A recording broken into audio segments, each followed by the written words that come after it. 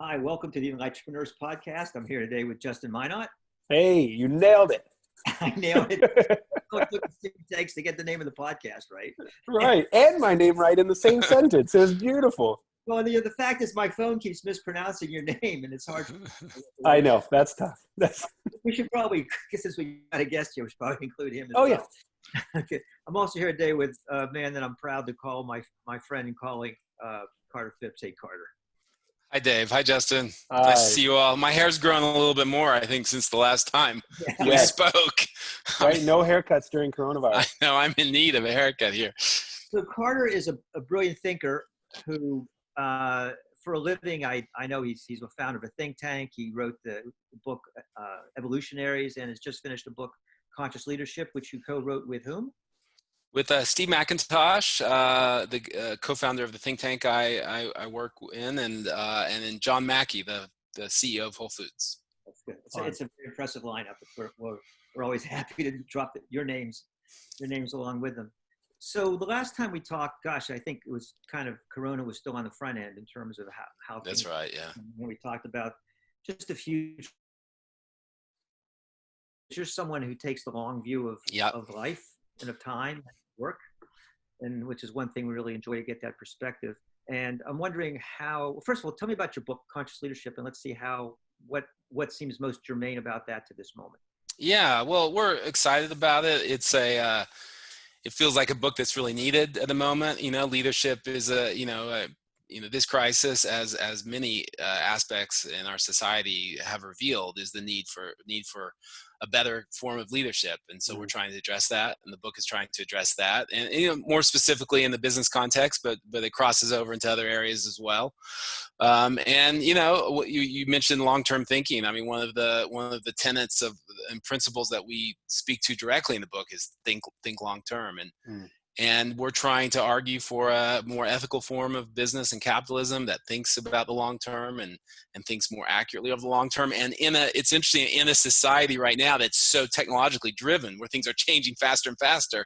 So in a weird paradoxical way, it's even more important that we are able to kind of think about the long term and plan for the long term, not like be predictive, not that we can predict the future, but that we're playing a long game, and we're out of the kind of short-term mindset where we're trying to extract as much as we profit as we can from this moment, instead of thinking about creating value for ourselves, for the business, for the whole society over the long term. I mean, those are the businesses that are going to thrive, and those are the businesses that we all appreciate, and we all learn that we all find ourselves appreciating and loving too. So what does that balance look like right now? Because the long term, in a lot of ways, we're coming out of this coronavirus pandemic and so much is changing in the middle of that. So having a long-term approach, but then the practical needs of, we don't know what next week is going to look like for business. Right. So how do you balance that world? Well, that's part of it. I mean, obviously, everyone's scrambling right now, and businesses are scrambling, and everyone is. And and you have to appreciate there's 30 million people out of work, so they're not, not everyone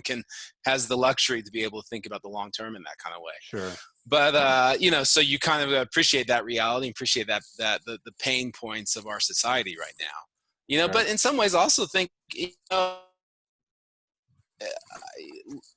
in another kind of hey.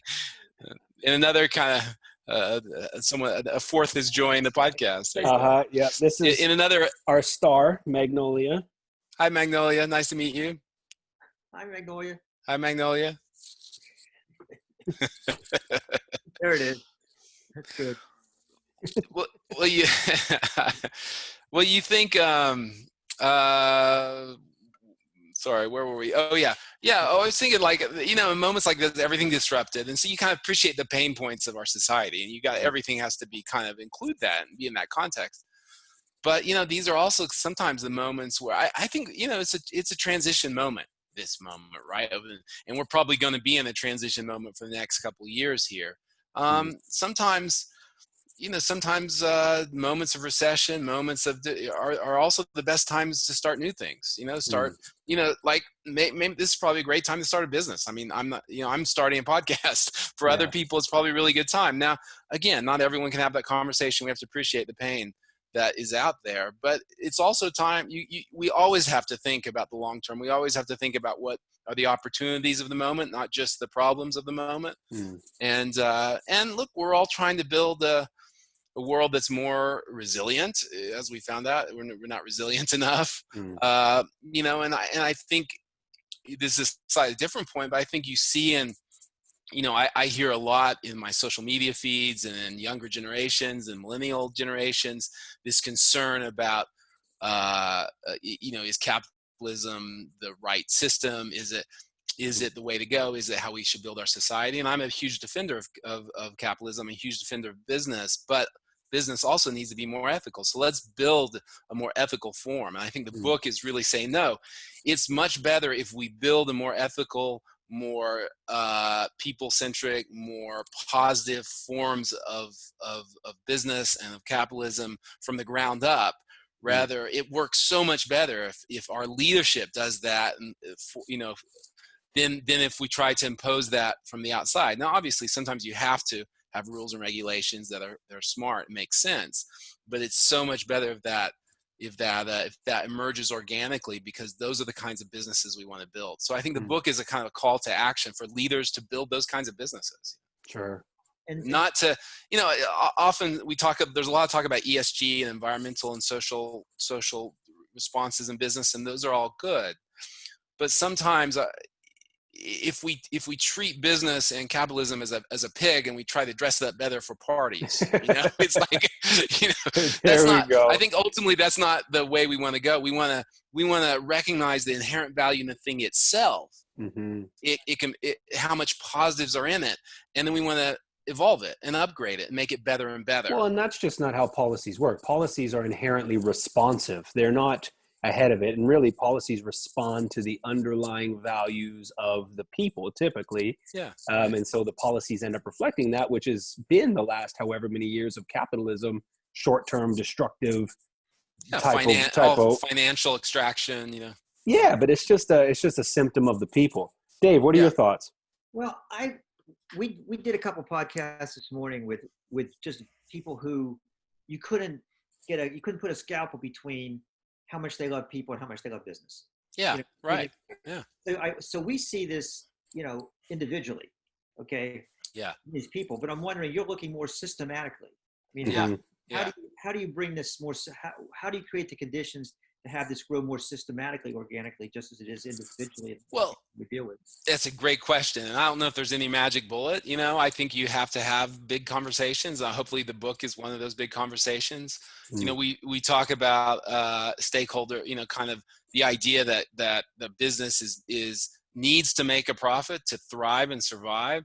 But it's not all about making a profit. It's about also serving your stakeholders and serving a larger purpose, and serving serving all the different stakeholders in your community of people that the business is part of, Well, it's really an expansion of what we call a stakeholder, right? Because we would say, okay, an investor is a stakeholder. It's not just shareholders, right? It's stakeholders, right? Which is the environment itself is a stakeholder. Is a stakeholder. Absolutely. People, your customers, your suppliers, technically anyone connected with your work is a stakeholder, and it really expands, like it's kind of done in this coronavirus pandemic, where our version of our neighbor has really expanded, because this thing is completely global. It's borderless. Yeah. Right. So all of a sudden, everyone is our immediate neighbor. Yeah. Right. And everyone's a stakeholder in this thing, right? Because everyone's affecting everyone else. Right. Exactly. So that capacity to recognize that and to see those systems and understand the connections between people and how this impacts this over here. And in a business, how my decisions today and the choices I make today may impact how the business is seen in 3, 4, 5 years, 5, 10 years. It's like, am I creating the goodwill today that's going to pay off big time, when I hit rough waters next year or 5 years later?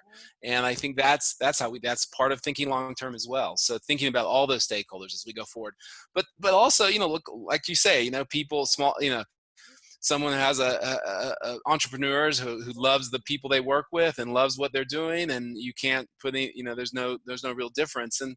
And I think sometimes we almost think too much about macro trends. Sometimes, the best kind of changes are microeconomic trends, not macroeconomic trends. So sometimes people adopting these kind of leadership principles, applying to their business, big or small, if we can reach people to do that, that's a huge impact. And yeah, okay, maybe it's not gonna, have a huge impact on society in the near term, but those are the kinds of trends that over time will, I think. So we'll see.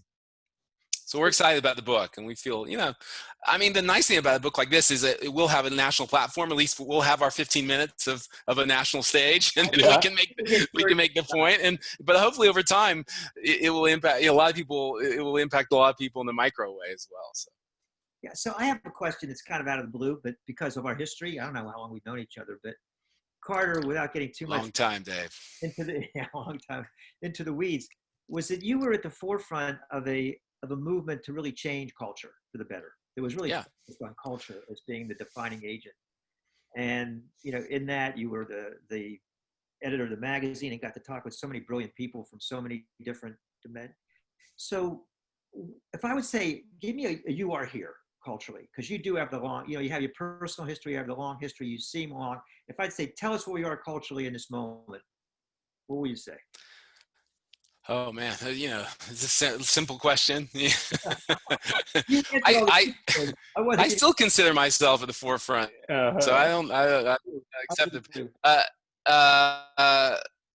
In a way, I think that this book is a way to try to, again, in another way, try to evolve business, and business is a huge player in culture, right? I think in culture and in our think tank, the Institute for Cultural Evolution, again, it's the same kind of trying to have the same kind of impact, more in politics there, but than business. But I think that I do think economics and business drive culture more than just about anything, or at least as much as anything. And obviously this is a difficult moment. I'm generally optimistic. I'm generally very positive.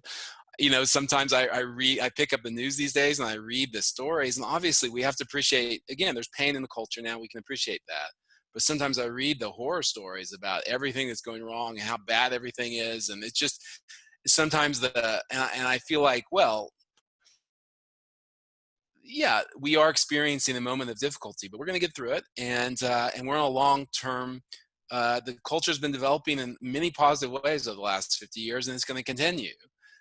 Now, if you're asking me what I think is going to happen in the next decade, I think we may be, we've just had a pandemic. We've had a massive deflationary shock. We have political polarization at the highest levels probably since the Civil War. There are some real issues in our society right now. And in order next level of where we can kind of move forward together as a society, we got a lot of things to work out, and working those out may involve some conflicts and difficulties, and we're already seeing that. So there may be some rough waters over the next years. I wouldn't be surprised if we hit some rough waters globally. But sometimes we get too focused on sometimes if we're even, the more we are aware of the world, the more we're aware of all the issues, and it makes us almost too focused on the negatives. Whereas always below the surface, there's often this trend of all kinds of positive things happening as new generations come up. Culture continues to develop and change. The economy continues to develop and change. Technology continues to develop and change. I think that there's a lot of good things happening. So I'm still very optimistic and positive long term. But I think over the short term, there could be some rough waters. But we have to, we always have to be a bit skeptical of the tendency to see those as disastrous and as sort of signs of doom. No, transformation is chaotic in its nature, right? That's what it looks like. All right, so we're getting to the end here. In culture, we go, one of the things we talk about in the think tank is, culture goes through periods of integration where we all seem to kind of come together and get on the same page. And then it goes through periods of where we all kind of separate, and then kind of a disintegration. And we separate into our different tribes and try to fight for what should be the way culture should go forward. In a post-war period, we were in a period where it was much more integrated, and we were all kind of on the same page going forward. And that over the last few decades, we've really come apart into different tribes and different worldviews and different perspectives, and we're much more polarized. Now, ultimately, that will set the stage for a further integration, and hopefully a higher level of integration, because you sometimes have to come apart before you can come together in a higher way, right? That's the nature of evolution. It goes through these periods of integration, periods of disintegration. But that's rough. In the near term, you can periods, and so you want to manage, and hopefully you want to make that period not too destructive. But hopefully over the next 10 years, 15 years, we'll set the stage for a higher level of coming together as a culture and moving forward. So anyway, Well that's said. one way. Well said. I love that. So one piece of advice for the leader, business owner, entrepreneur listening to this, as far as what is the one next thing that you can do? Because the big picture is really overwhelming right now. What does it actually look like? But what would you say for someone trying to lead his or her team out of this pandemic, or coming out in a more conscious way, something that they can do maybe as a practice or a way of thinking? One piece of advice to leave our listeners with. I mean, in the book Conscious Leadership has, we have 9 different ways of thinking about leadership that really defines a conscious leader. And so people will be able to look at the book and see all 9. I won't go through them all right now. But I do think there's something about when moments of crisis like these, that they collapse our attention into the crisis, right? They collapse everything to this moment, and there's so much to respond to. But if we're just focused on responding to everything we have to respond to in this moment, if that's it, then sometimes we don't see the larger opportunities of being able to lift our eyes from the moment and think about the long term. Yeah.